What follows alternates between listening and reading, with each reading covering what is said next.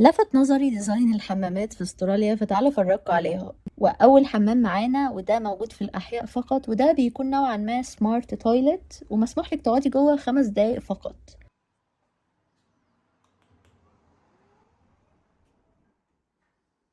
المنطقة دي عشان تغيري للبيبي. وده التويلت عادي. الميزة في الحوض ده ان هو نوعا ما بالسنسور، يعني بمجرد ما تحطي ايدك الصابون هينزل لوحده، المية هتنزل لوحدها، وده عشان فكرة البكتيريا والجراثيم مش اكتر. النوع التاني من الحمامات، ودي موجودة في السيتي، ودي بتكون فانسي جدا وانضف من اللي موجودة في الاحياء. بصوا ديزاين الحوض ده، هو الديزاين ده موجود في مصر عادي، بس الصراحة مش بشوفه غير في الاوتيلات الغالية قوي يعني. هنا انت ممكن تلاقيه في اي شارع. وده ديزاين حوض كده شفته في مول، عجبني جدا، ممكن تعمليه في بيتك عادي. النوع التالت بقى من الحمامات، ودي بتكون موجودة في الغابات للناس اللي هي بتعمل كامب.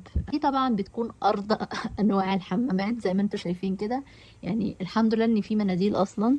آخر ديزاين عجبني، وده كان موجود في مطعم مصري في ميلبورن، والصراحة كان ديزاين الحوض عجبني جدا، فقلت بالمرة أصوره لكم. وبس كده.